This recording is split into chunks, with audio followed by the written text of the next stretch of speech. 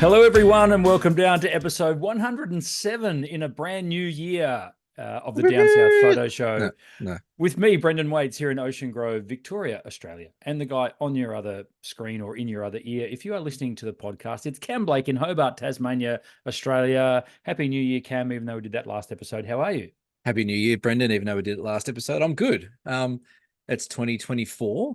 Nothing. Crazy, right? Isn't it funny how we expect to feel like something different after New Year's Eve? Yeah.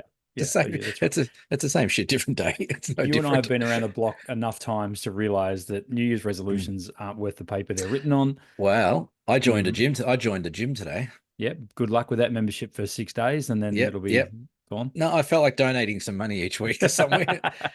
No, I've got to get a little bit fitter, and got a couple of walks coming up, so I wouldn't mind maybe getting a bit fitter for them. And well, this is true. And so I joined the gym, and I'll probably start going when I get back from Melbourne in 3 weeks' time. Yeah, very good. I won't start straight away, but probably should have joined then. But anyway, I'm well. How are you going? You've been pretty busy, haven't you? A lot on. It's been the start of the year. From pretty much Boxing Day through till late January for me, it's always busy. Little Ocean Grove swells to a population of around 50,000 at this time of year. So we get a lot of visitors. All the Airbnbs are full, all the holiday houses are full, all the caravan parks, campgrounds, That's the beaches, true. Yeah, everything's very, very full. So which is great for business, running a shop like I do here in Little Old Ocean Grove. I get a lot of new people, so I make sure that, I mean, I treat all my customers very well, of course, but I always make sure to put my best foot forward with all the new faces, so people can have a look and check me out. You sort of just made a really interesting point then, which I completely did not even fathom about where you work, is that it is a big touristy town where you are. Like there's a lot of very, very seasonal here in Ocean Grove. So whenever I say you, like, I'm busier than a one-armed painter or whatever, yes, you may have used a different phrase today than that. One that can't be aired on the show. One that can't be aired on the show. But when you say it, I'm like, oh yeah, but why is it any different? But yeah, you're right. Like all the Airbnbs, there's caravan parks down there. There's day trippers coming down. So right. Like the population swells, and you cop it pretty much. It's actually quite funny because as you know, my shop faces the Coles car park. So it's a big supermarket car park. Yeah. I get to work, relatively early, sort of 7:45, grab a coffee, and just stand in the door of my shop and just watch the carnage unfold in the car park. People fighting for car parks. Oh yeah. It could be a reality TV show all of its own. It's good little snarls and horns honking and stuff. It's like, you're at the beach, people. Just chill out a little bit, please. You know what though? Like it's certainly that time of year where people get a bit nancy about parking spots and about everything. I went to the shops the other day, and I'm past the point of getting grumpy anymore. I'm like, whatever. People are going to take their time, whatever. So I was following this person on those little combo vans, and they pulled up, and they had like 4 or 5 car parks all along. They go right, try and pull on that. No, couldn't get it. Go left, couldn't pull into that one. They tried about 5 times. I'm like, okay, my patience is wearing thin, but more to the point, you should not have a license. If you cannot park that small little thing, like, where are people learning to drive these days? And no, this is it. It's scary. And I expected something to get out of the car. That was my sort of vision of what was driving the car. And it was so not that. And I was even further disappointed about it. It's like, so anyway, it is what it is. Yeah. But it's, as I say, it's always a crazy time of year, and I kind of look forward to the back end of January where things start to slow down a little bit. Got a trip to New Zealand in the last week of Jan, so bring that on, and that's when I get my little break, which is great. And then the kids go back to school and things fall back into some kind of normality. But for now, she's all systems go with Ocean Grove Camera and Photo, that's for sure. Surely your highlight of January wouldn't be going to New Zealand, though. It'd be more hanging out with me for a couple of days doing our workshops, wouldn't it? Absolutely. And if they weren't sold out, we'd probably plug them even harder. But we don't have to. That's right. So that'll be next week. Goodness me, how quickly does things roll around? It is too, isn't it? Like it's this time next week. Yeah, right. Okay. That's right. So this time next week, I don't know how we're going to put a podcast together and do our workshops, but we'll work it out. I reckon we can do something. I reckon we can record the whole day. And we'll do snippets, like we'll do 5 minutes here and 5 minutes there, and then we can put it together. We'll put that up as an episode. Podcast. Yeah, that sounds like a great idea. We said we're going to do something different this year, so we are. We already have done some different stuff. The eagle-eyed amongst you will have noticed, but we'll We'll just see if people pick up the things that we do. What have you done? I can't see anything. Thank you to, speaking of, thank you to the 740 people that are now subscribers to the YouTube channel. We appreciate that, as we have made it our mission to get to 1,000 subs this year. Let's see how we go. I would like to see us to get to 1,000 subs by middle of this year. Okay. And I think, here we go. This is going to lose subscribers, but I think our subscribers need to pull their finger out a bit. I think that I think they need to share this amazing little show with their friends and photography groups and whatever, wherever you are, wherever you are in the world, share it around, tag us, tag the YouTube channel in a post, put it out there, tag us, let us know that you're doing it. Because yeah, let's be honest, this is really the only Australian photography podcast / show on YouTube that is worth watching, even to the point that one of our own fan sent us an email about some other show that kicked off and may have touched on how different it was to our show, and how different may not have been the word they used, but that's the word we're going to use.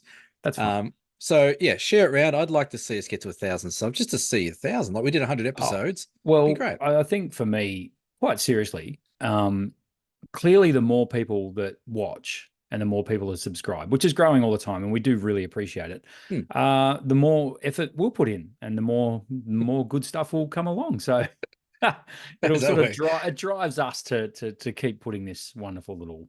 So pretty much what you're saying is that what we're doing at the moment is just half-assed stuff until we start getting the subs in. Has been for the last 2.5 years. So why would it be any different from here? That was our business plan, wasn't it? Half-assed until we reach 1,000. Should have been called the half-assed photo show. Cam, your background. Yes. Where am I? I am in. Let's start there. Let's put a show out, shall we? Oh yeah, we forget that we're doing this sometimes. Hey, I was in a cave. Wow. So, and funny story about this. I'll elaborate, but this is the Hastings Caves down south. There you go, of Hobart. It's about an hour and 45 minutes from Hobart. You've got the Hastings Caves and the thermal pools. There's these beautiful thermal pools you can go swimming in. And the other day I went down there with the kids, like, school holidays, let's go out and do something for the day. And you get to walk down into these really cool caves. I've been in all the caves or public access caves in Tassie, and I reckon these are probably the most dramatic. They go down quite deep and they go in long, which is great. So you get a really good look around. It was pretty busy when we went there, but we were lucky to get the stairwell free there and get a bit of a handheld shot again with the OM1 handheld, about a second. It's crazy how you can do that. But it was a really good experience. The kids loved it. They thought it was amazing. They were looking for trolls and monsters and everything else that was in there. But funny little story. I put it up on my Instagram account and said, had a great day out with the kids and stuff. And one of our viewers from the UK, who is out here traveling around Australia at the moment, replied and said that he went on the same trip. He thought it was great. It was a shame that there was 3 groups of 28 people the day he went to go in the caves. And I'm like, well, I was in the first group of those 28 people, and he was in the second. So Rod, who listens from the UK, I think he's out here on holidays at the moment. We were literally in the same cave on the same day in the south of Tasmania. So how's that for weird? So those caves look fantastic. Now, why have I never heard of this place? Where is it? Sorry. So it's about an hour and a half, hour and 45 minutes south of Hobart. So you'd head down, not Port Arthur way, you head down the other way. Yes. And they're down there. They're just down the bottom of the road near Cockle Creek. Yep. Which is towards the end of the South Coast Track if anyone's hiking and done hiking down that way. But it's a really good, beautiful little cave. And like I said, you got the thermal pools there, which you can go swimming. They're heated, obviously. We went down, it was about 23, 24 degrees. Beautiful day down here. Yep. And the kids loved it. We had some lunch down there. You remember last episode we were talking, one before, we were talking about how good the national parks were in America and how Australia and Tassie could take it on. This is this one is a prime example of how they could make this place a lot better, because unfortunately you can't book online. So you've got to go down there and hope that you can get on a tour. Now that's an hour and 45-minute drive without knowing whether or not you can get on a cave tour, which is a bit silly. And then you get in there and the poor park staff are also the cooks and the lunch people and this and that. So everyone's lining up for booking in the cave, buying lunch, getting hot food, buying merchandise. It's just like we got in and out really quick, but you could just see how that would not work very well. So yeah, definitely. If you are going to go down to the Hastings Caves, I suggest trying to get down there early and be ready to wait for maybe a couple of tours before you get on one. But get there early and take your own lunch. Take your lunch and have a picnic by the pool. It's beautiful. It would be a bummer if you made that huge trek, especially if I made that huge trek from Well, here. imagine we made it and we had a podcast or a show that could. That's right. That had to be done. We could get on there and shame Parks and Wildlife Tasmania because not that we would ever do such a thing. Apparently that's trending. So yeah, that's right. That's another story, isn't it? Yeah. Background for me, Waha. That's a highway out in the Wimmera. Now, this is actually, if you can see in the distance there, there's some birds. Rock. There's a gigantic rock between a couple of the. Let me. Where am I? Let me there. That there. That's a tree. That's a tree, isn't it? No, that's a gigantic rock known as Mitre Rock, because over further that way is Mount Arapiles. That was when we were out there. Nearly 12 months ago, I suppose. It was sort of February, March last year. So. Took the kids out there on a bit of a camping adventure and had an absolute ball. I just loved how desolate it was out there. But Cam, I'm here to tell you, it does not look like that at the moment. Victoria has had the wettest start to a January on record. So everything out there is as green as the eye can see, apparently. Right. As far as the eye can see. Yeah. So even up in the Mallee, it's green. It's not it's sort of baked off brown. So yeah, it's kind of weird. I think I was having a conversation with my mum the other day, and we both have been saying for years that all the weather's changing, obviously, but Melbourne now gets more Sydney weather, and Hobart now seems to get the old Melbourne weather where it's sunny and a bit more less humid. Yeah. But the seasons are 2 months behind. Summer does not start now until February. It feels that way, definitely. Yeah. I reckon here on the Bellarine, we, for the last 4 or 5 years, have had the best weather. Geez, right into March, April, May. Yeah. I remember when we did the Overland. I mean, the Overland track aside, because it rained the whole week, but week after was some of the best weather. Yeah. Ever. Well, that's right. You stayed down with the family, didn't you? Yeah, absolutely stunning down there. So yeah. No, you're right. It's funny as the seasons seem to be changing, and I think we need more data to back that up over a longer period of time. But certainly. Over the last sort of half a decade, 5 years, it feels like it's been that way, which is kind of interesting because it does change the way I would look at photography. I mean, I get ready for autumn colors, in March, April. That might get pushed back later. Well, even winter and all that sort of stuff. It's all changing. Even this year, we have the scoparia plant, which is like this beautiful colored plant. You would know, it rips the hell out of your clothes and scratches the hell out of it. It's a prick of a plant, but it looks good. Yes. But does take nice photos. Yeah, it does. But that's all gone. Usually that hangs off well into January. That was gone before Christmas, apparently. So yeah, it's funny. It is funny. But we're not a weather show, are we? We're a photography show. So our main topic for discussion this week, Cam, we're going to talk about how to stop taking too many images. So, Cam, you put up a bit of a Facebook poll during the week. You wanted people to list their top 3 least favorite things about photography, I suppose. How did you word it? Can you recall? Yeah, sort of. Like that.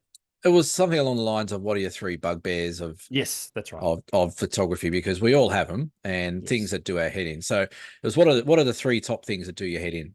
Yeah. And I said mine was jamming my fingers in a tripod, because that happens on a regular basis, regardless on the coldest day of the year. That normally happens. Exactly right. Regardless of how well I try and not do it. The other one was shooting too many images, and then I can't be asked when I get back to check them all. And then the other one was backing up memory cards. I don't do that enough. Like I put a card in the other day, and I'm like, geez, I've still got shots from halfway through last year that are on that memory card. Yeah. So we put it over to our wonderful, amazing followers on the Down South Facebook page, and we had close to 100 replies, which is really good. Yeah. But we thought we'd touch on a few of them because some of them were quite popular. There was a lot of repeat ones that people had the same problem with. Yeah. And we thought we might be able to help out, maybe. Yeah. Well, a lot of people said that they have the same issue where you'll go out on a shoot. I mean, we all do it nowadays with digital. Of course, you go out and you just take a lot of photos and end up taking too many photos. And I'll give you a case in point. So last week, my nephew came down from Brisbane for the Australian Road Cycling Championships in Ballarat. Yeah. Massive event. It was fantastic to see. It's his first go. He's only 16 and he's in road cycling. Anyway, they had what they call a criterium, which is around the main street of Ballarat, basically Sturt Street. It was just a 1 kilometre long circuit, but I had access everywhere. Yeah. And of course, I just wanted to I don't shoot a lot of sport, but I like practicing with that kind of stuff. A few of the tips that I picked up in Bright sort of rang loudly in my ears. And I was shooting a little bit of burst mode. And before I knew it, I mean, my nephew's race went for 45 minutes, but before I knew it, I had 1,500 images, Yeah. And and then you got to look through them all. yeah. And I think I spent the entire race looking through the lens. Yeah. It was a lot of fun. I'm actually quite happy with some of the shots I got. It was pretty cool. And more importantly, he is. So that's good. But Yeah. this issue of taking loads and loads of photos and then I don't know, the mojo's done. Like Yeah. the excitement of being at an event or being out in the wild and taking photos, or you've seen an amazing sunset, it wears off really quickly when you got to wade through the images and pick Yeah. out your best ones. And do you have a process that you go through, Cam? I mean, you've already said that sometimes you don't see photos off a memory card for 6 months, but Yeah, like I have the same problem as everyone. Even today, like I was going through some photos. I was thinking of I might even enter a photo competition, which I never do, but something came across my social media. I'm like, oh, maybe I'll enter that, maybe can we not. have a whole episode that says Yeah, don't enter photo comps? yeah, I know. I'm the biggest hypocrite going around. But I was looking through photos and like, God, there's a lot of photos here. And like I usually 5-star rate the ones I like out of a shoot or a location. But then you look at the ones either side and I'm like, oh wow, why did I not even touch that photo? That's actually pretty good. Yeah. So yeah, I do the same. I come home and I'll go through the photos and I'll pick a dozen photos out of 1,000 that I like or something like that. And the rest of them just sit there. I don't even delete them off hard drives. I just leave them on hard drives and they take up space. But yeah, we're all guilty of it. And you certainly can, if there's a moment going on with light or conditions or something cool going on, you will shoot and shoot and shoot and shoot. But what I think I try and practice out in the field now is I really try and, before I press the button, I really look at it and go, is that better than what it was the last shot? Like, is it better Yeah. than 2 minutes ago? And generally speaking, if you're doing a sunset, the light's going to get better as you go along, and a sunrise, the light's going to drop off as it goes on. So I really pay a lot of attention on the previous shot I do, and whether or not, if I press the button again, is that going to be better than that first shot? Probably not. So I try and space my photos out a bit more in time. So like you said, it's really easy to sit there and spray and take a photo Mm. every 30 seconds and go, oh, I'll take 1,000 shots of the one sunset. But I sort of think now, I guess with a bit of practice, I notice that the light changes probably every 5 minutes, I reckon, is a good Yeah. sort of guide. And that's when I try and do a shot. So when I go back and look at some of my shots in the last year, maybe, they're all about 5 minutes apart. They're not Yeah. 2 minutes apart or 30 seconds apart, because really nothing changes much in that 30 seconds. I'll probably just interject there and just say, at this time of year, you're exactly right. That Yeah. the twilight light, like the days are longer, the sun Yeah. takes longer to set. So yeah, 5 minutes is about right. I'd probably argue you could almost halve that time though Yeah. in Probably winter. 2 minutes maybe in winter. Yeah. Yeah, Yeah. when the Absolutely. sun's disappearing quite quickly, things can Yeah. change a lot faster. But yeah, I'm Yeah. definitely on your same wavelength. Yeah, so I think it's a matter of just being more patient, and I say it on the workshops as well. Like, try and pretend you're shooting with film. Like with film, if you do that, you're going through a roll of film in 2 minutes. You're getting 36 exposures done. Yeah, So let's try not to do that. Let's try and really slow down, and I think with the process of slowing down and not taking many shots, I think that also improves your compositions and your exposures, because you got a bit more time in between. So just double check things. You might say, oh, hang on, maybe I'll just double check that composition. Oh, look, I didn't realize that little stick was coming in and annoying me or whatever. So I try and just space it out a bit more. And that's, I think, one way to stop taking too many photos. definitely. Another good way to do it is, and this is sort of going a bit further with the whole idea of shooting film, is use smaller memory cards. So you've got to be a Yeah, bit more conscious of actually how many shots you take. So clearly, if you're going to do a bike race or something active where you need to be able to have unlimited shots of something happening, but if you're going out just to your local beach to do a sunset shot, why not take a smaller memory card so you're not tempted to take 1,000 shots of the one night? You can yeah. take 200 shots. So that'd be some of the things I look at doing, but that time one's a big one for me. Question without notice, and this will Yes, I am drinking hard solo. nice. Furphy original over here. Um, So Olympus, I remember now. You're an Olympus shooter predominantly. Yeah. I'm knee deep in Olympus gear at the moment as well. I know Olympus used to do this, and I don't know if they still do it. When you were playing back an image on the screen, you used to be able to rate it. You used to be able to put like a Yeah. 1 to 3 star rating on it. Is Yeah. that something they still do? I You can't can recall. you can still rate them. This is Absolutely. on the screen of your camera in the field at the time. Yeah. Yeah. You can. Yep. I think you can do that with almost every camera these days. Okay. Yeah. Well, Yeah. that's probably a really good way because you know, you as I said before, you get the buzz of taking the shot when you take it. You know Yeah. that that's the one, right? Yeah. So being able to mark the image and or rate the image, Yeah. and then being able to sort your photos into your most rated images would probably. And I know you can do it on Lightroom. I understand that, but Yeah. I But think it'd be very in the very field. cool to be Yeah. able to do it in the field, mark it up, and say, okay, well now all I have to really do is look back through instead of 500 photos, there might be Yes. 50 photos.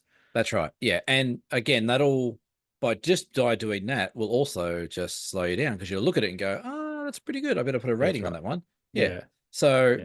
I think it's I guess it's like anything. Like we are addicts, I guess, in a way, photographers. Like Yeah. once something's going on, we get a thrill out of pressing that button and we really enjoy it. But at some stage, I think you've sort of just got to pull back on the addiction a bit. So Yeah. yes, we can take thousands of photos, great, but do we need to? Probably not. Yeah. Yeah. I've got another point as well. And this is to do more with me in terms of aging. My vision is nowhere near as good as it used to be. Even Right. looking through a view, well, definitely looking at the screen. So Yeah. generally speaking, when we play back an image, we play it back on the LCD screen on the back of the camera. Perfect. Yeah. It makes perfect sense. Yeah. The other night I was out shooting the sunset. It was incredibly glary where I was standing, and I was actually finding it really hard, even like zooming the image up on the screen just to check focus and stuff. So what I ended Mm. up doing was actually playing the images back through the eyepiece, Yes. which of course blacks out everything in it, and it was much better. Yeah. And I could study the image a lot better. I'm wondering, like in the field, whether I should get myself a bigger screen or whether I need to worry about that at this point. And I mean, I've seen people that you can actually most high-end cameras now have a Mm. HDMI out, and you can add an extra screen. You can literally set another screen up right beside you if that's a concern. Well, you can, yeah. One thing you make a really good point there about the viewfinder because First generally one this year, Cam. the first point and last, First good point. first good point because, like for example, like I do exactly the same. My vision's okay, but I find looking through the viewfinder gives me an uninterrupted, unglary view of the shot I've just taken. And the Yeah. other thing to keep in mind, like for example, like the Olympus one, the viewfinders are generally a higher resolution than the screens are. So if Yeah, I you, think they might well, be. if Yeah, you, for yeah. example, if you look at the OM1, I just quickly Googled it there, the viewfinder has approximately 5.7 million dots. Wowza. The monitor has 1.6 million. There you go. So to check focus and to check, I guess, detail and stuff like that of the shot, you might be better off using that viewfinder and Yeah. zooming in doing that. And because you're putting it up to your eye, like you said, you can get an eye cup and get it really nice and isolated there. But yeah, I'm the same. I look through the viewfinder to double check things. Yep. Again, it's important that you take your time checking all the things. So Hmm. yeah. Um, Yeah, and I just noticed as well. mm, Noticed, in other words, Googled.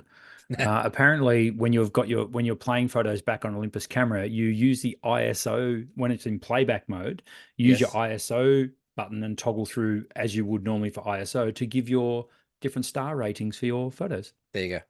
That's So easy there you go. done. It is Yeah. still a thing. Yeah. I didn't dream that up. No, I've seen it on the Sonys. I've seen it on the Canons and Nikon. I've seen it on even on the Leica I had. They all had the same thing. Yeah. Um, so yeah, like that. Like that's a.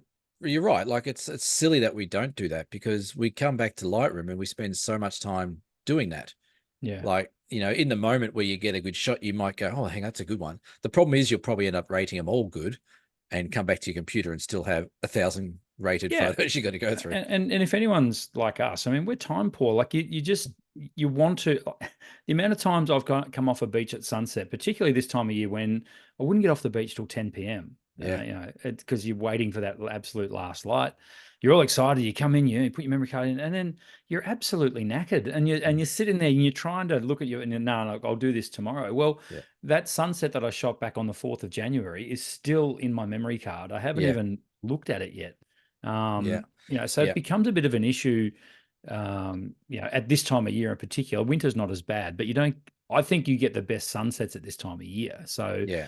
that's why it becomes a bit of an issue when you're trying to work out what the best photos were. And of course, for me, you know, running a local business as well, I do like to use Facebook and Instagram to a lesser extent to promote, you know, to say, hey, how good was this sunset? And generally when I say that and put that up, well, for the next 24 hours, it gets a heap of traction, and which is a business thing. So that works really well. But if I sit on an image for a while and then put it up, oh, well, sorry, this was the sunset on the 4th of January. It's now the 15th. Well, you know, it generally just goes through to the keeper. Yeah. Yeah, that's right. So there's, like I said, there's pros and cons to taking lots of shots, but I think less is more. If you can learn to take less shots, again, it's going to speed your editing up. It's going to, like I said, you're going to be able to get images out to people in a quicker fashion. It's going to be more relevant, and you won't do your head in as much. So, no, definitely not. I think one thing to remember, though, I think one thing to help you slow down is, like I've written down here, is make sure you stop and check all your settings first. You know, check the time, the day, that's good. Check your settings are good. Get into a habit of doing those little checklist things before you press the shutter, and that'll slow you down a bit, and that'll save you shots as well. So little tip from me. Generally speaking, when you get to a location, there's a bit of a walk. You don't generally just park your car unless you're really at an amazing location that's got all the access. You don't just get out the car and sit on the bonnet and take photos, right? Unless you're Christian Fletcher. Apparently that's what he does. Right. Okay. Yeah. But generally there's a bit of a walk involved. So what I like to do is I might put my pack on, but I'll have the camera in my hand, the camera I intend to shoot with as I'm walking, and I'm checking those settings. So I'm looking at the light, I'm looking at what the settings might be. The first one I check is ISO. And the reason for that is because if I've shot Astro the night before and I haven't changed the setting, I think this was one of the bugbears that someone put up on oh my goodness, it kills me. It kills me and you had a problem on one of the big mountains in Tasmania. Yeah, I climbed the highest mountain and shot it all at 3200 ISO and completely screwed the pooch on all the shots. But here we are passing on that as a lesson to our viewers and listeners. You know what, though? I think it's a good lesson to be learned. So do it first and then learn from it. Climb the highest mountain in your state. Take photos. You won't forget it. But that's another one that popped up, was making sure you check all the settings from the night before. It's so frustrating, mate, when you take a heap of photos and you go, oh my God, I'm at 3200 ISO, or I'm at whatever. You know, you're in manual focus and you didn't even realize that it wasn't hitting focus. You thought it was. You know? Like the stupid thing about the one I had on Mount Ossa was I was taking photos. And I'm like, Jesus, the shutter speed's going fast up here. I know it's bright, but geez, like it must be an altitude thing. 4,000 of a shutter, because 8,000. I'm like, oh well, you know. And I got down, I'm like, oh, they're all grainy as crap, and all the highlights are completely gone. And that would be why. I was knackered. It's a big climb. I was excited, didn't check, but yeah. So lesson learned. The other one that came up a lot in the list was people leaving home without memory cards, without batteries, tripod mounts. It's incredible. All that kind of stuff. So there's a real easy way to fix that, is just give yourself, well, you've got the ultimate answer to one of them by having a memory card in your glove box of all time. There is always a memory card in my glove box of my van. I still don't have that, but there needs to be, put a spare memory card. They're cheap as chips. Put one in your glove box or in your wallet or whatever you're doing. Put it somewhere it's going to be. Put in your ashtray if cars still have those. Ashtrays, yeah. But the other thing people forget is extra batteries and stuff like that, which that can be easy to do. Things like filters and things like that are also easy to leave at home. So make yourself a bit of a kit. If you've got a camera bag, you know, just double check it before you go out. Again, it's just a matter of taking 5 minutes of your time to check it all. Make sure your batteries have got charge in them. I always make sure when I come home from a shoot, I put one battery back on charge. Like, even if it's not the battery I use, I'm in a habit of just putting a battery on charge. So I know next time I just grab it and take it in the car with me. And to me, this is where one of the biggest advancements, and it's not that new, but it's been around for probably the last 5 or 6 years now, is on-camera charging, which means you can plug it into a portable battery bank, which, plug it into your cigarette lighter. Well, you can exactly that too. Yep. See, cigarette lighter, ashtray. We are children of the 80s, aren't we? Yeah, plug it into the ashtray, That's and right. but yeah, you're right. You can, like, I do that as well. Like in between shoots, especially when I've done weddings, I'll just put my camera on charge in between locations, and Yeah. just even if it's 10% that gets put back into the battery, that's going to probably save you some pain later on. But Yeah, I love it. I actually keep a battery bank in my my big low pro backpack, and then with two cords. yeah, Oh, actually, it's good now. The one good thing about going to the iPhone 15, it's now USB-C, like oh yeah, everything yeah, else I own. So yes, yeah. we've only got to take one cable, which is very, very handy. For this model, But they'll go even the back to that best one. of us, Cam, even the best of us can overlook the little issue of charging a battery. When I was shooting that sunset the other night, I decided to go live on Yes, I Facebook saw that. for the shop, and I'm recording away and taking some photos, and thought I was really, looked really pro photographer with getting all this right, and then it just the battery The exhausted battery, thing yeah. flashes up on the screen. But you managed it well though. You managed it well. Oh wow, Smoothed it over, didn't I? Made it look yeah. like yeah. Oh That was no, a no, no. That was actually a setup just to get. That was a bit of clickbait. Yeah. that was a lesson without being a lesson. Well, then I Um, just grabbed my EM1X and kept taking photos. But but the OM5, no, no, no, it was cooked. No yeah, more battery for no you. more battery. No. So yeah, make sure you keep things ready to go in a kit of some sort, and keep something in your car if you need to as well. Yes. The other one that came up a lot, and I think we can all relate to this one, was how to motivate yourself if you're time poor. Like so many people, you can almost see it in their comments how frustrated they are that they want to go to the beach or to the mountains or whatever their favorite hoot to take photos, but they're working or they haven't got the right time to get there. And I used to hate this when I was working full time, is especially down here in Hobart. I was on level 12 of the building. I'd look out the window and there's Mount Wellington covered in snow. And I'd be talking to people on the phone about their age pension in Greece. And I'd be Hmm. like, what the hell am I doing here? I want to be up that mountain taking photos. My God. And then you get out in the mountains, snow has melted or whatever. So it's really important to try and keep yourself motivated and not get in the dumps about having to work and not go out and follow your addiction, which it is. Um, how do you probably might be able to answer this one a bit better because you do still work and shoot sort of simultaneously. Yes. How do you keep yourself, like, it must be frustrating when you're serving customers and you can see cracking sunset starting to happen outside, or I'm definitely at an advantage insofar as if if there was an amazing conditions, I can literally close the shop and be on the beach in 5 minutes. So would you do that? I have done it before. You shut the shop for a Yeah, condition. yeah. There was Really? a big storm that came through, I want to say 4 or 5 years ago. And Right. I just look, no one was going to come out in a storm. So I just shot down the beach for half an hour and just, That's put it great. back at Well, 3 p.m. you sign up. are an advantage because you're your own boss. But what Yeah. advice would you give to people that are working like a 9 to 5 who only get the weekends and then they've got to manage family time or partner Oh, of time and course, stuff like that? it's got to be tough, but I think communication with your friends and family and partners to say, "Hey, I really love my photography. I'm putting a little line through this evening or this few hours. This next That's month. yeah, that's right. That's Brendan or Cameron time. I'm going out to take photos. Just Yeah.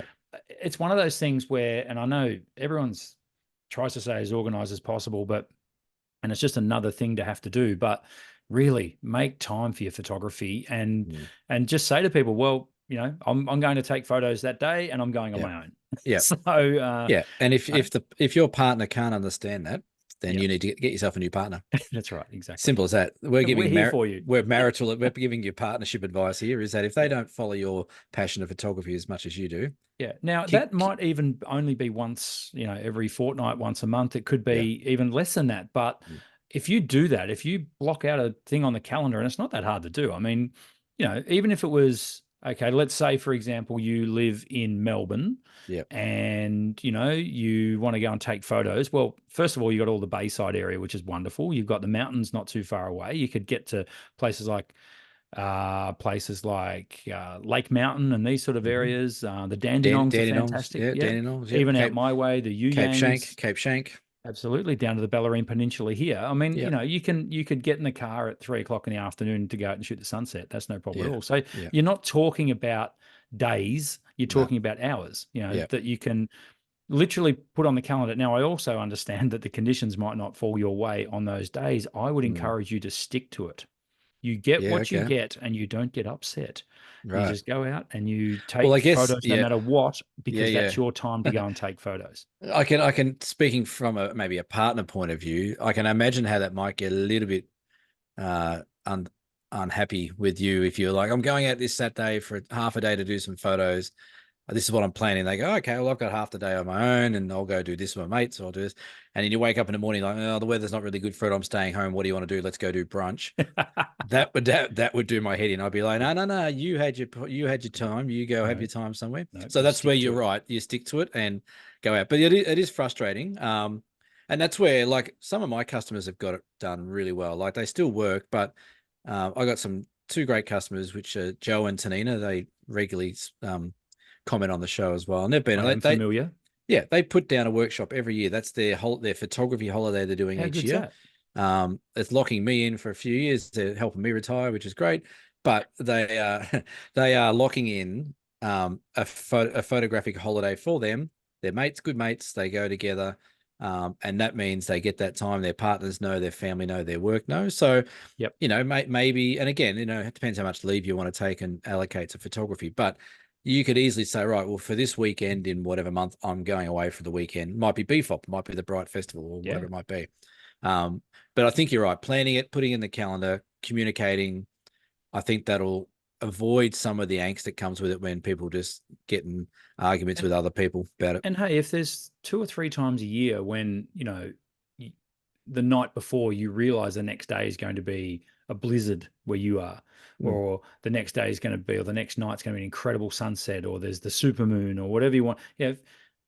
I don't see any reason why you can't just, do those as extras. But Yeah, yeah, if you have a bit of a regimented sort of, program where that's photo day, then that's great. But yeah, then, yeah, as you say, booking in a trip where you're going to be away for 4 or 5 days. yeah. And isn't it funny how we always tend to book trips to beautiful places to take photos? What a bonus. Yes. It is nice that the photos do work well in beautiful places. Yeah, funny about that. But that's the thing. So that they're probably the top three things: the too many photos, the forgetting the gear, and and the other one was the motivation. So there's a few others which we might touch on another episode. But it was actually, got a lot of traction, that, and a lot of people had amazing answers. But it was funny. You could feel the hurt in some of the comments about, oh, I left the bloody memory card here and I did this, or Yeah. I can't get off work. I hate my job, type of thing. Like there's all these. It was quite funny, but as long as you're getting out and doing it as much Yep. as you can, that's the main thing. It's good for you. It's good for your mental health Yeah, exactly right. and physical. So hopefully that's helped you folks. That was relating back to a post that Cam put up on our Facebook page. Jump on Facebook, say hello. Go to dsps.com.au, which is our website. That's dsps.com.au. And Is you'll it up to find all the date? links to all this fun stuff there, including this is a question without notice. We haven't sort of signed off on our December summer comp yet, but we might do Oh, that next week. That's fine. oh yeah. Well, we got the winner, haven't we? Oh no, we got the top five. We've got the top five, but we haven't. We'll put the winner up next week just to tease this out a bit longer. Why not? All right. See if we can get a few more subs before. That's what we do. Would you like me to talk about that bit of gear talk, Cam? Yeah, I think it'd be interesting because If I had a little, if you want to give me 2 minutes, I can go and get it. Should we do a magic 2 minute cut? okay. All right, I'll go and do it. Yeah, I got you there. Welcome back. Yeah, how about that? So cut by the wonders of modern technology, that never happened. Well, don't listen to what I said in between, so that's good. What gear talk are we talking about, Cameron? So you got yourself. We were talking about this, I think, on the last episode or the Christmas episode. Yes, I believe you have yourself a little toy in your I hand. do. I Actually, do. that's a bit bigger than I thought it was. Maybe. Well, I have got it quite close to the Oh, camera, right. but Okay. there you go. How's that? So Yeah. you've got yourself the new DJI Yes. Osmo Pocket number 3. Is that correct? That is correct. And for those of you who don't know what this is for all intent and purposes, a video camera that is really designed for vlogging. So for video blogging or making YouTube clips basically out in the field. Absolutely amazing little piece of equipment, and Mm. it's going to be hard to show it here, but it's got a little screen on the front. And the best part about it is when you turn it on like so, it has a little gimbal, Ah, which is absolutely incredible. And one thing I love about it is that gimbal is completely stabilized. So you can see Yeah, they're very cool, aren't they? the old chicken's head moving around sort of thing, but Mm. triple push on the button on the back and And it immediately spins around and becomes a selfie, which is pretty cool. So yeah. I put this to use, as I say, a couple of nights ago and recorded a little video of me shooting the sunset. So I've got to get that edited and that'll go up on the YouTube channel. Oh wow. Is that Right the here ex on the YouTube channel. Wow, is that like a bonus footage type of behind the It scenes is, thing? but look at that thing. How cool They is that? they are very cool. I've got the number 2 and I'm tempted to get the number Yeah. 1. Look at that. And number 3, I mean. Look at it. It is Yeah. very cool. Yep. And they do an amazing job, but they do very good panoramas and stuff like that for relatively okay resolution. So you got that. It's got Yes. is it a 1-inch sensor? And I think it is. It's Yeah. got So quite incredibly in there is a 1-inch CMOS sensor, which is pretty mm, cool. So yeah, it's designed for video. I think it'll yeah, even shoot 5K video, whatever. 4K, I Um, think. Yeah. resolution that's way too high for Yeah. for showing on YouTube anyway. For us. Yeah. Yeah, that's right. But as I was saying, the screen on the back here Yeah. is incredible because you can flip it like so, which also Is shuts it the easy camera to flip around? incredibly. It's Yeah, so okay. easy to flip. You just Yeah. literally flip it with your finger. Right, okay. Um, That's cool. and it just makes all your footage look professional because it's Mm. stabilized. Yeah, yeah, Couple of early things that I've noticed about it. It is a little bit fumbly to get it out of the case. yeah. And when you're trying to take photos and vlog with it at the same time, it's a little bit it's just going to take some getting used to, basically. Yeah, Um, yeah. I've like I said, I've got the number 2 and it's a similar sort of case. And yeah, you yep. can getting it out, sometimes you can accidentally turn it on and the gimbal starts spinning around and things like that. Yeah, I'm finding that a little bit with it. Yeah, However, I love the weight of it. It feels great in your hand. It's yeah, not huge, but it's not tiny either. So it's got a really comfortable weight. yeah, yeah. I bought it with the vlogging kit. So it actually came with an extra battery. Okay. Yeah. And in terms of ease of operation, the way these things just clip together is as he tries to do it upside down and in the dark. Like so that's now got a battery extender clipped onto Yeah, it, which makes the handle twice as long as yeah, well, yeah, as you can see there, and gives me twice the battery. So I think with the battery extender on it, you can record for like 4 hours or something. It's crazy in yeah. 4K. So Very uh, cool. also in that little kit as well came the external microphone. And one thing I've noticed over the last few years is how much better things are now pairing with each other. I think Yeah, yeah, Bluetooth 10.0 or wherever we're at with Bluetooth now is so much better. Straight out of the box, turn the Osmo on, turn the mic on, yeah, bang, you're yeah. instantly connected. Yeah, that's good, isn't it? Yeah, and this is a radio mic, so it's very, very easy just to clip it wherever I want and just talk into that and Did you get record. the little dead cat sound protector with it? That's in here somewhere as well. I haven't even got that out of the box, Right. but oh, there it is. That's a little dead So cat.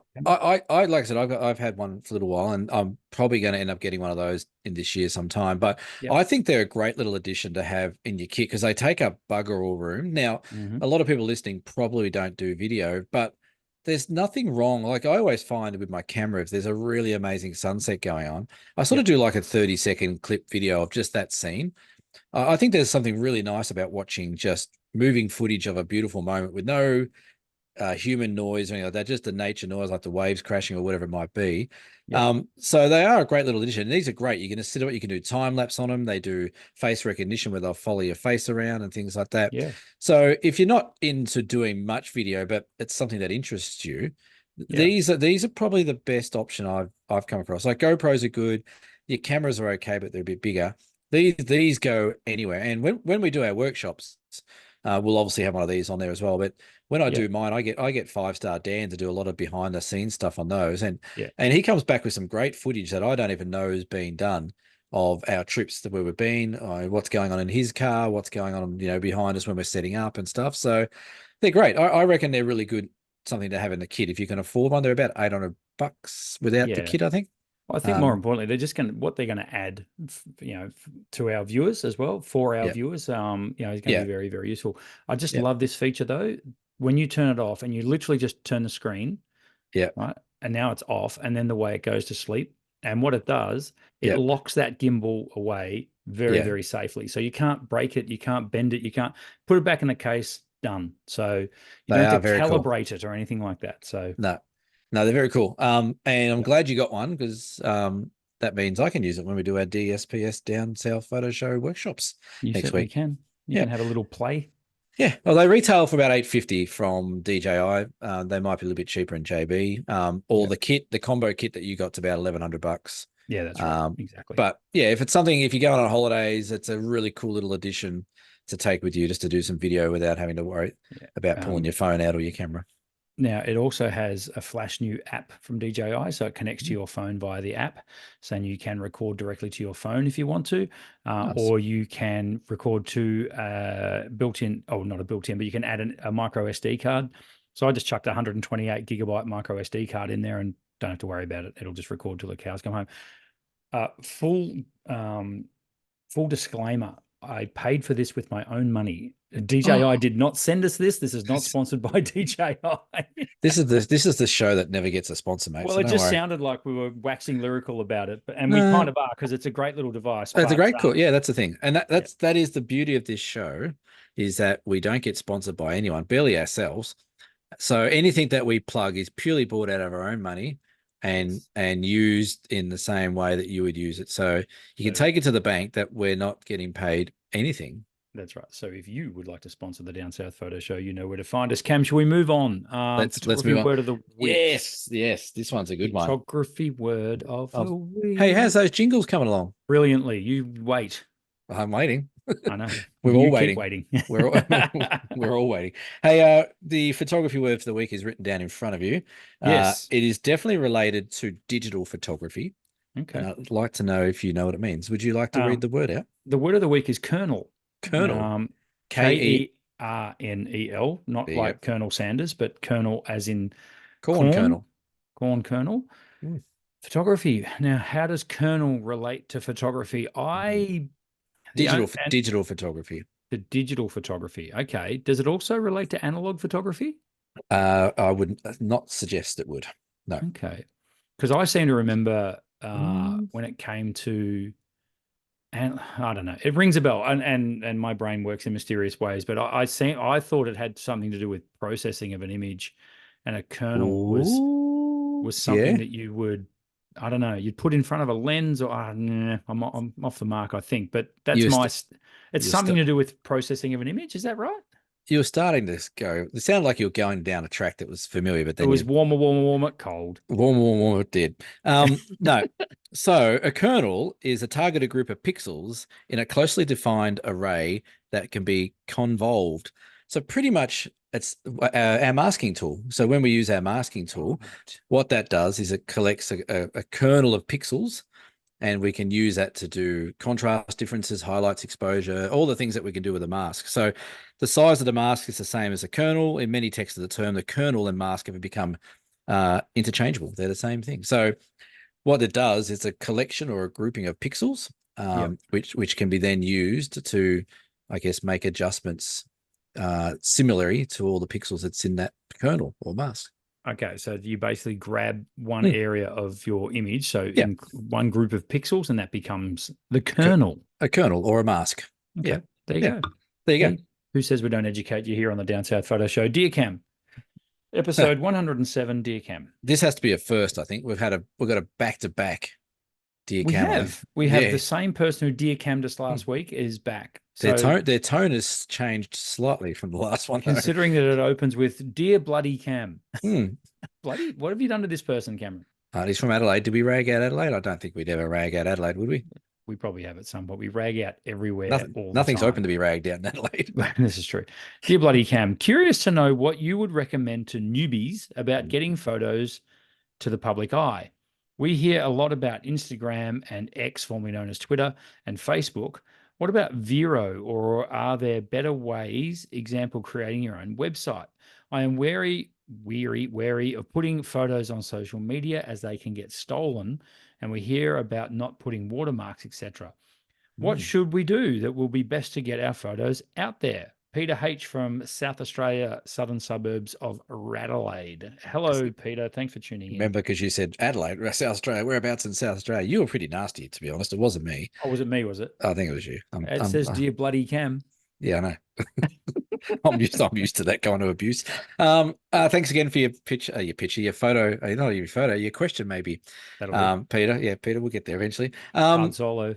Yeah. Oh, I tell you what, if we need to get a sponsor, this stuff, if anyone hasn't tried this, it's like drinking lemonade with the same effect as beer. It's great. It's bloody expensive though. So if they want to sponsor us, giddy up. Anyway, back to Peter's question. Look, I think there's a lot of platforms, Instagram and Facebook and X and Vero. There's also Flickr. I think this conversation, or this question almost changes on a monthly basis on where is good to put your photos and not put your photos. I've said it a million times. I'll say it again. Instagram is doing my nuts in. I cannot get my head around Instagram the way it's gone. Like I said, it's more TikTok with the occasional nice photo. Yeah. So I think that's really disappointing. It's all about the reels, man. It's all about the reels. It is. Now, I did something on my Facebook page this week, which is quite new for me. And I'm going to do a bit of a plug here. Nothing to do with the question, but it'll tie in nicely. I started my own little subscriber group, my exclusive subscriber group on my Cam Blake Photography Facebook page. So people pay a subscription each month, a small amount. They go into this exclusive Facebook group where we'll do lots of sort of behind the scenes editing and sessions and stuff like that. Now, the reason I did that and I didn't do something on Instagram or another platform is because I get a hell of a lot of engagement on my photos through Facebook. And I actually think having a Facebook page is probably more beneficial than having an Instagram page or an X page. I think based on the demographic who is photographers these days, we're not talking about the Insta celebrities and the wannabe influencers. I don't class them as photographers as such. They're more content creators. But if you want to get engagement from people like ourselves, true photographers who really just enjoy great interaction with great photography, then I think having a Facebook page is a good way to go. The other one, like I said, is Flickr. Flickr seems to still go okay. I'm not regularly on Flickr because it's just another platform I haven't got time to sort of play around with, but that's not a bad one. But I also think, depending on what you want to do with your photos, Peter, if you're looking to sort of start selling them or start promoting them or trying to get some work out of it, then having a website isn't a bad idea either. But that costs money to get a website going. So yeah, I would say for me personally, I think a Facebook page these days seems to be a bit better for photography in my experience. And then if you can afford a website and the reason you want to put your photos out there is to get maybe some sales or start generating some interest on your work, then that's another one. And just on the last point, social media about things getting stolen. I've never been one to really sort of worry too much about that. The reason being is that when you put your photos up on Facebook or Instagram, they're a minute resolution. They're very small resolution photos. So if someone wants to steal that, they're not going to be able to do much with it. And you are covered by law. So if someone does steal your image and they use it to advertise or promote a product or something like that, then you send them a letter and send them an invoice. And if they don't, then you take further action. But yeah, and don't worry about watermarks. Watermarks, the metadata is there. All the details are there. You can still put a watermark on there. Just try not to put a big dirty watermark over the front of your photo because that's detrimental to your art. So that'd be my advice. Yep.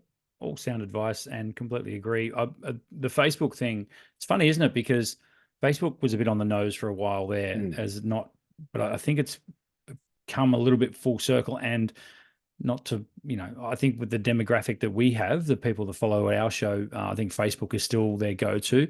Yeah. Funny thing though, Instagram and Facebook are owned by the same company, the metaverse or whatever it's called. So they've got their different platforms for their different generations, I guess. And I think Facebook works really well. I like the way so with Instagram, and if you're scrolling through photos on Instagram, I don't know, the way it's even presented now isn't as good. With Facebook, generally you see the image, you can see a story without freaking hashtags, Cameron. Yes. Hashtags can get in the bin in 2024. I'm done with hashtags. Hashtag no hashtags. I just hate having to, okay, here's this photo. Oh, yeah, Brendan, you're supposed to hashtag it. And if you don't, it gets no traction. It's like, the little secret I've got for people out there that want to maybe get some of their work and engagement going. Here comes a pro tip. Well, it's not. I am by all means nowhere near a social media expert. Like I'm on the social media, but I don't claim to know the algorithms or any of that kind of crap. But what does work well for me on any platform is engaging with the people that enjoy your work. So if people put up a comment, write a comment back. Ask them a question back. Say, oh, I love that shot of your cave behind you. Oh, have you ever been to Hastings Caves? Trying to get an interaction going where there's a bit of a back and fro for a couple of minutes about questions about your photography or the photo or the location or the gear, whatever it might be. That's how you get traction. If you just put up a photo and then all these people comment and you just like the comment or you just move on and don't think about it, then it's not going to pick up that there's engagement on that post. So if you're going to post up a photo, be committed to the next hour or two, maybe just keeping an eye on it and answering a few questions and stuff like that. You'd be surprised how quickly that can drive people to your work. 100%. I totally agree. If you have a deer cam question for a bloody deer cam, and generally I answer it as well, by all means, hit us up, Facebook, dsps.com.au, all those places where you can leave us a comment. Cameron, beer donations for the week. Would you mind doing the honors? Of course. We had a beer donation from Sean M. I think that might be Sean's first donation. So thank you, Sean. Sean donated a couple of jugs, I think it was. It was pretty good. Smokes. Might have to delve into those when you're down my way next week. So it's about one of those, I reckon. That's right. And Jenny C made another donation. Thank you. And there's this other guy, Mel H. No, I don't know. Must be his first time as well. Welcome aboard, Mel. Have you heard of her? No, I have not. Don't say that. He will never donate one more. G'day, Mel. See you in a couple of weeks as well, Mel. Yeah, beers are on me in Utah, Mel. Okay, there you go. Because I can't drink and drive, so you have to drink it for me. You heard it here first. Yeah. One last little bit of housekeeping. We are down to 3 spots left for our Great Ocean Road workshop, which happens in May, towards the back end of May 2024. Yes. Yep. That'll come around fast. So it's 5 months away, but it'll come around faster than you think. So jump on and check that out. All the links are at dsps.com.au. Cameron, I reckon by the time this episode comes out, that might be 2 people. I reckon. Okay, that's what we like to hear. People joining us on these awesome workshop adventures. I'm looking forward to next week too. It's going to be a lot of fun. Say that again, sorry. I'm looking forward to next week. It's becoming a tradition that we play golf in the morning and do workshops in the afternoon. It's great. Really looking forward to doing those one-day workshops. And it won't be too long before we probably announce the winter version of that as well, because that tends to roll around pretty quick too. Yeah, have we done that yet? No. I don't think so. Oh, do we know where we're going yet? No. Did we choose where we're going? Probably. I can't remember. I think we did. They all sort of gel into one. But we'll you're going to be down here. We'll be able to have a chat. We'll be able to work it out. It's a winter one. I'll give them that. So we'll give them a couple of clues. It's a winter one. Yes. And if you do come on this workshop, you'll get photos of wombats potentially in the snow, and you may also get snowed in for a couple of days. With us. With us. There is a bar. Could you imagine? Yeah. Sorry, folks, we can't go. No. We'll announce that next episode. We'll get that all, and we'll announce the winner of the summer thing, and we'll do it all next episode. Next episode is going to turn into quite the bumper episode by the sounds of this. Especially when we're doing it on the run, when we're doing a workshop. We'll work it out. It's fine. So Cam, your week next week. You're getting on a boat. Yeah, apparently. I got to get on a boat. I got to get up at 4:00 on Friday morning. Ouch. And then drive up to Devonport and get on a boat. Are you doing a day sail? Yes. And then, so the Spirit of Tasmania, wonderful company, they look after us tourism operators. So they give us 50%. They don't sponsor the show. They don't sponsor the show. They sponsored the Tas Photo Festival. Nice. That never happened. Never mind. So they give us 50% off being a tourism operator. So that's great. But they don't do it during peak periods. And part of my trip on the way up is during the peak period and part's not. So I had to do like a double booking. So the day sale was to save myself a bit of money and not getting a cabin and having to pay sort of full price. And then on the way back, it's a bit different. So I'll be on the boat. I'll be up in your neck of the woods Friday night about 7:00. Lovely. Then I've got to go pick up the family from the airport. I've also got to meet someone who was on the Franklin, Gordo, who came down on the Franklin River with us. I've got to return a massive battery bank that Jetstar wouldn't let him take home in November. So I've got to go meet him somewhere as well. So I'll be busy. You will be busy. Yeah, very good.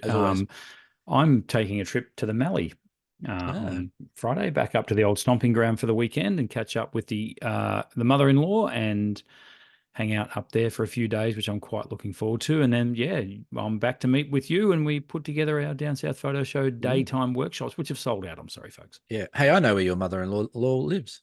You do. You know exactly the house. I know exactly the house. I have pointed it out. Yeah. Right. Well, that's where I will be. Around the corner from the pub. Basically. The Lake Boga pub. Lake Boga. Great spot. Fantastic spot. Cool. So that is it. Anything else to add this week, Cameron? No, like I said, I've started that little subscriber thing on my Facebook page, Cam Blake Photography. If you want to get some really be sort of exclusive behind the scenes video editing tips, shooting tips, gear tips, any questions, critiquing, you name it. There's it's only about $4.50 a month at the moment. It's probably going to go up sometime during the year, but jump on the Cam Blake Photography Facebook page, have a look at the subscriber hub, and we might see you in there. Maybe. Linked in description. That is it. That's the podcast. This has been episode 107 of the Down South Photo Show. We will see you. I will see you this week, Cameron, and we'll see you good folks next week for episode 108. Bye for now. Bye for now. Don't forget, hard solo. Hard.